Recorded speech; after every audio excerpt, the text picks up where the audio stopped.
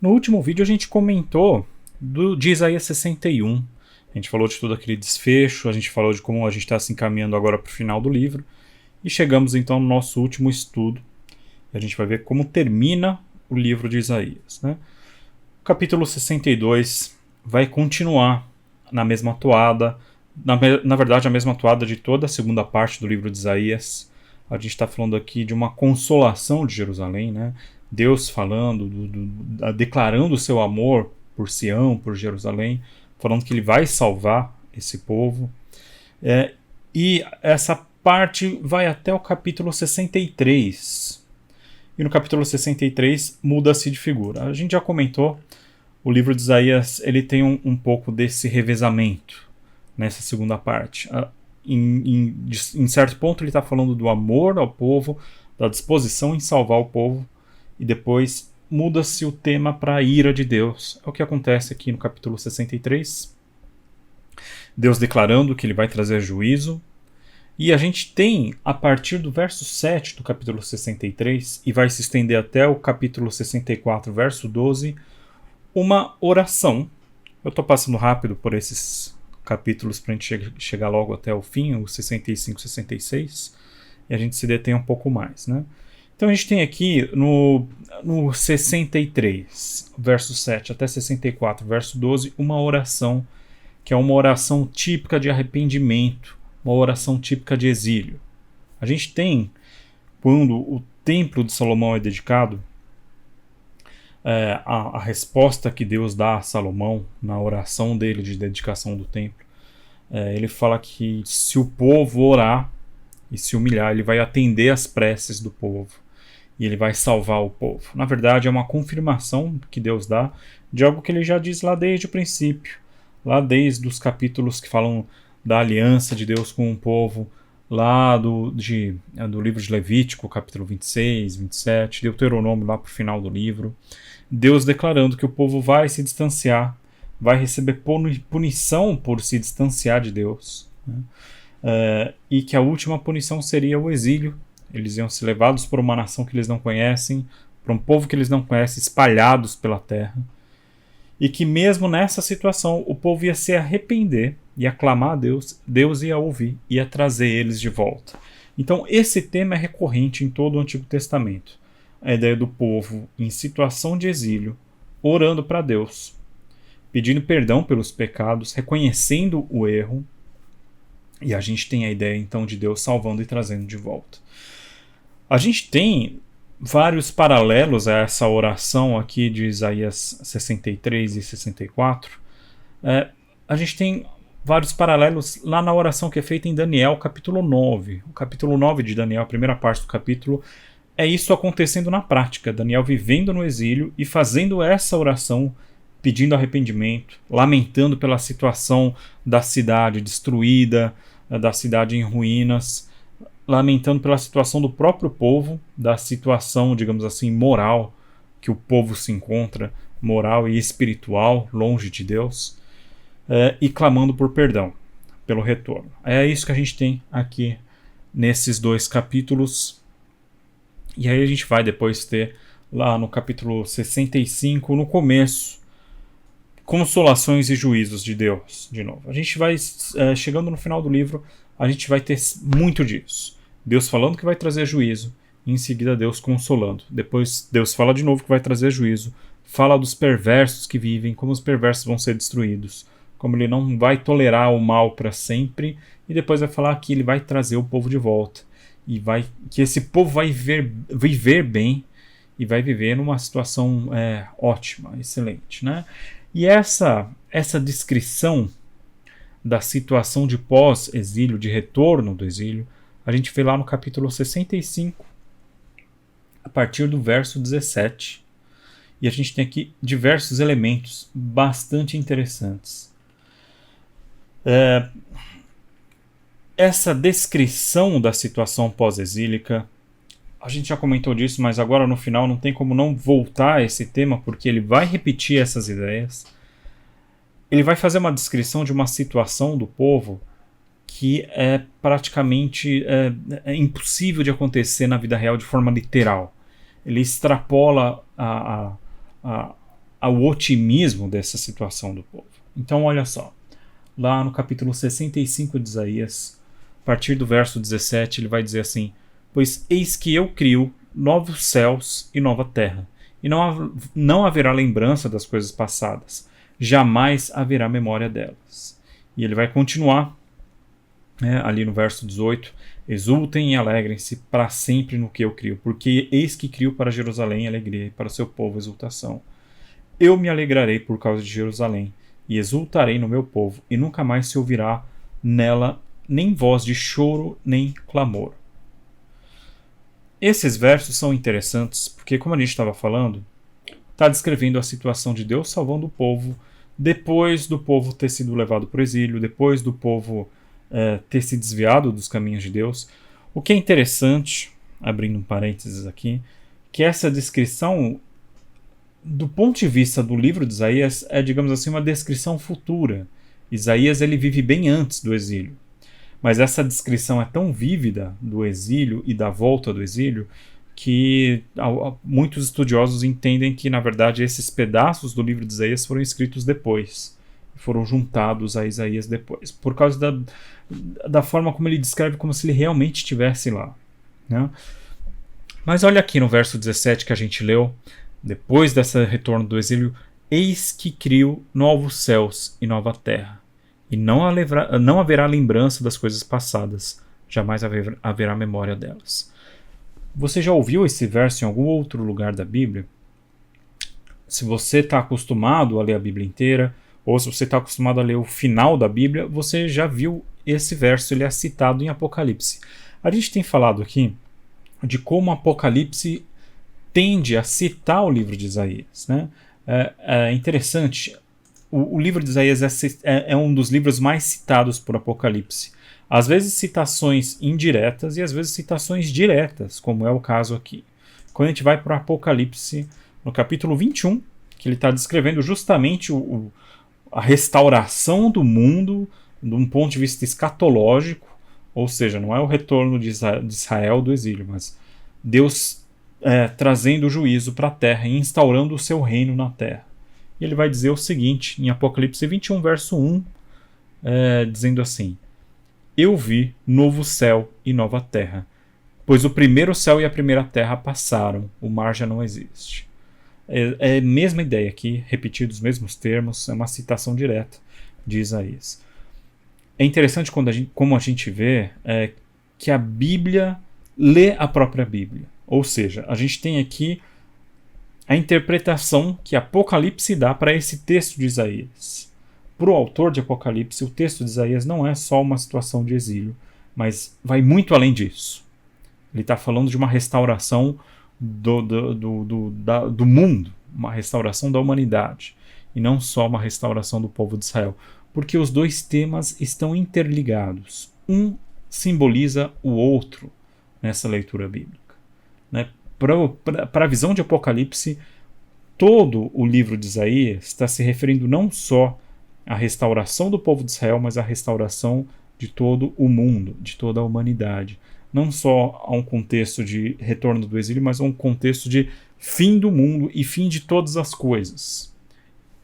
Quando ele fala um novo céu e uma nova terra, e o livro de Isaías vai repetir isso depois para o final, a gente vai voltar para essa ideia, ele está fazendo uma referência, na verdade, a Gênesis 1, verso 1, que diz lá, né, no princípio criou Deus os céus e a terra, e agora ele está falando: eis que eu crio novos céus e nova terra. É um retorno para o Éden, é um retorno para o ideal divino da humanidade, lá no início, né? É interessante essas ondas que essas ideias fazem, né? Esses ecos que as ideias fazem.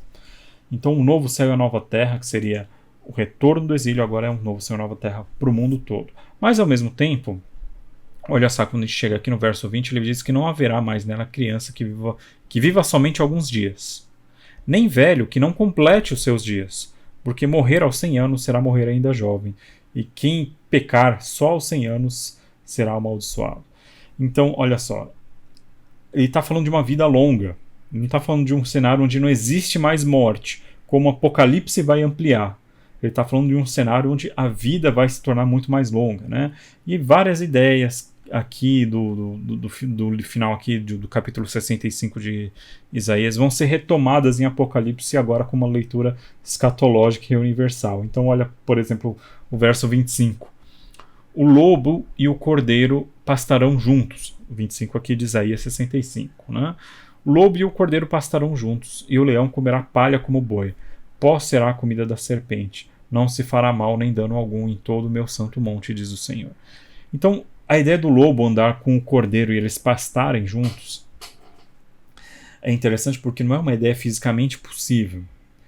A ideia do lobo e o cordeiro pastando juntos é um símbolo que o autor de Isaías usa para representar a ideia de paz, né? A ideia de ausência de conflitos, de harmonia. E Apocalipse pega essa mesma ideia, e o livro de Apocalipse, que costuma ser mais simbólico, ele pega essa ideia muito mais literal. Ele está falando de uma recriação literal do mundo, o mundo ser restaurado literalmente. A criação de Deus ser refeita literalmente, né?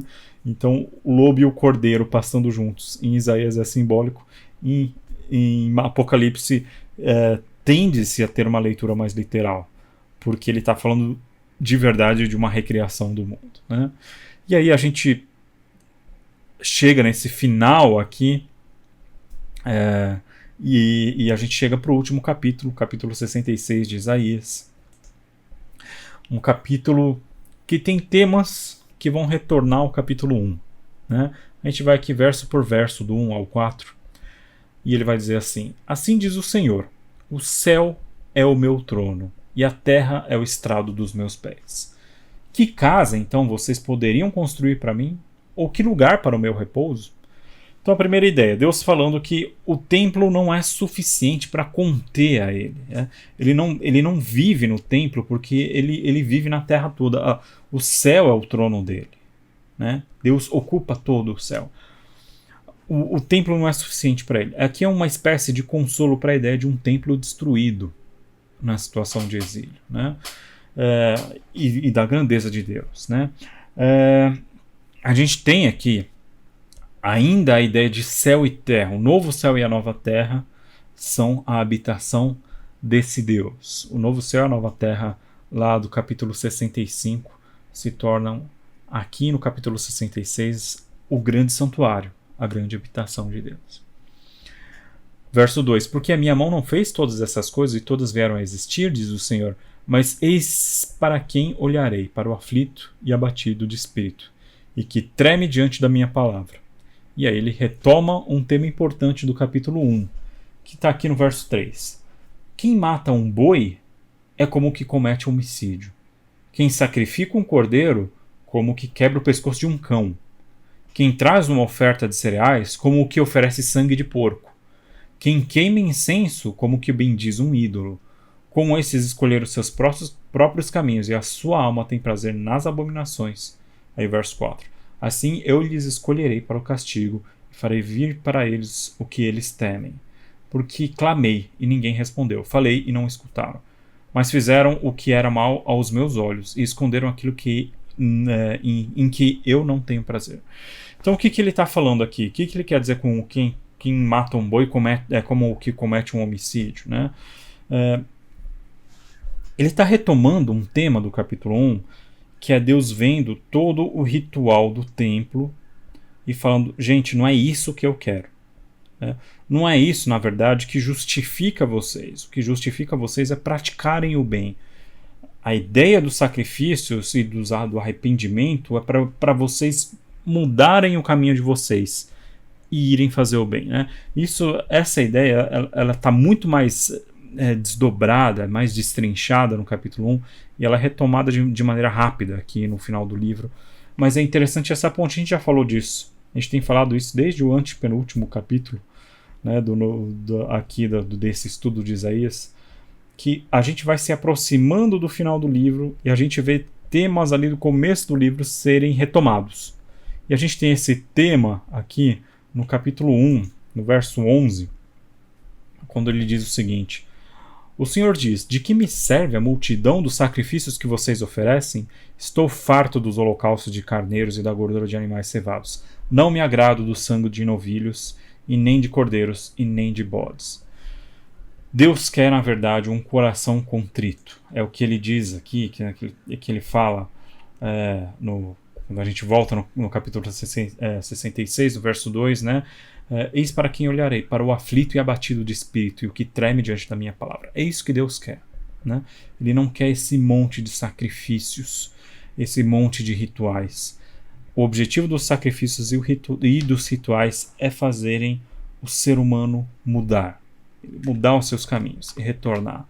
A salvação não está nesses sacrifícios e rituais, mas é no efeito que esses sacrifícios deveriam levar ao israelita, né? Retornar à palavra de Deus. Esse era o objetivo. E esse final do livro, quando ele retoma esses temas, essa ideia de retorno ao início é interessante porque, como a gente viu, a ideia de criação de céus e terra é um retorno ao Éden. E agora essa ideia dos sacrifícios como não sendo o que Deus quer, mas na verdade um coração, um espírito abatido, né? O abatido de espírito, né? Aquele que teme a Deus, esse é o objetivo. Então esse retorno do tema é interessante. E a gente vai ver, ele vai continuar aqui no capítulo 66, falando ainda desse tema, falando do arrependimento, falando de como Deus vai trazer juízo de novo. Esse tema é retornado. Nos versos 12 e o verso 13, ele vai falar da consolação de Israel. E aqui ele vai usar uma ideia, ele vai falar de uma forma poética, bonita, né? Ele vai dizer lá no verso 12 e 13. Porque assim diz o Senhor, eis que estenderei sobre Jerusalém a paz como um rio, e a glória das nações como uma torrente que transborda. Então vocês serão amamentados e carregados nos braços e acalentados no colo. E o verso 13, tal como a mãe consola seu filho, assim eu os consolarei. Em Jerusalém vocês serão consolados. Vocês vão voltar para casa. E eu vou ser a mãe de vocês. Eu vou embalar vocês no colo. Assim como uma mãe faz com seu filho. E o final do livro de Isaías é um final muito bonito, né? Ali dos versos 22 em diante, ele vai retomar a ideia do novo céus e nova terra. Porque assim como novos céus e nova terra que hei de fazer estarão diante de mim, diz o Senhor, assim também estarão diante de mim a posteridade e o nome de vocês. E o verso 23, de uma festa da lua nova a outra, e de um sábado a outro, toda a humanidade virá adorar diante de mim, diz o Senhor. Qual que é a ideia que ele está trazendo aqui? O novo céus e a nova terra, uma referência ao Éden de novo. E a ideia da lua nova e do sábado é uma ideia de presença permanente diante de Deus. Quer dizer, de uma festa da lua nova a outra, de um sábado ao outro, toda a humanidade virá adorar diante de mim. A festa da lua nova, chamada de Rosh Chodesh, o início do mês, e o sábado são duas festas que são festas de tempo definido no calendário, ou seja, elas marcam ciclos específicos, os ciclos mensais e os ciclos semanais, né? A lua nova determina o ciclo mensal porque o mês dentro do calendário israelita ele é marcado pela lua, né? Os meses são lunares dentro do calendário israelita. Então, a gente está falando de ciclos mensais e semanais. A humanidade comparecendo diante de Deus nesses ciclos intermináveis. É igual a gente vê, por exemplo, voltando para a ideia de Éden, Deus visitando no virar da tarde a humanidade. É um retorno ao Éden, é um retorno ao ideal de Deus. E a gente tem aqui no finalzinho, é interessante a forma como o autor de Isaías coloca. Ele traz essa grande consolação, mas ele termina o livro, o verso 24, com um texto que diz o seguinte: eles sairão e verão os cadáveres daqueles que se rebelaram contra mim, porque o seu verme nunca morrerá, e nem o seu fogo se apagará, e eles serão um horror para toda a humanidade. Por que ele termina de forma tão negativa um livro com ideias tão bonitas, né? A ideia é uma reversão de maldições. O capítulo 1 de Isaías fala de uma punição para o povo de Israel. Uma punição por causa do afastamento do povo, por causa da perversão do povo, por causa de como o povo moralmente vai regredindo, né? Vai caindo. Então, uma punição de Deus para o povo de Israel no capítulo 1. E no final do livro, essa punição severa que acontece é, na verdade, para os inimigos de Israel. Lembrem que o contexto que ele está falando aqui é um contexto de opressão terrível para o povo de Israel. São os inimigos de Deus matando as crianças do povo. São os inimigos de Deus invadindo as cidades, pondo fogo, matando as pessoas, levando para o exílio, né? Então, o povo saber que esses inimigos serão vingados é a ideia de Deus estabelecendo justiça na terra. Essa que é a ideia. Então, a gente sempre tem que pensar num contexto de extrema violência, que é uma coisa que a gente não vê na nossa sociedade. Mesmo os contextos violentos da nossa sociedade não são parecidos como eram naqueles tempos, como foi na época do exílio. Então, a volta dessa linguagem violenta serve dentro desse contexto para dizer o seguinte: a punição que ia contra você, Israel, vai agora contra seus inimigos. Você vai ser restaurado. A humanidade vai ser restaurada e vai comparecer diante de mim, de uma lua nova a outra, de um sábado ao outro. A gente está vendo aqui o final fazendo referência ao início. O fim é o início. O Apocalipse é um retorno ao Éden. A restauração do povo de Israel, na verdade, é uma redenção à sua ruína lá no início.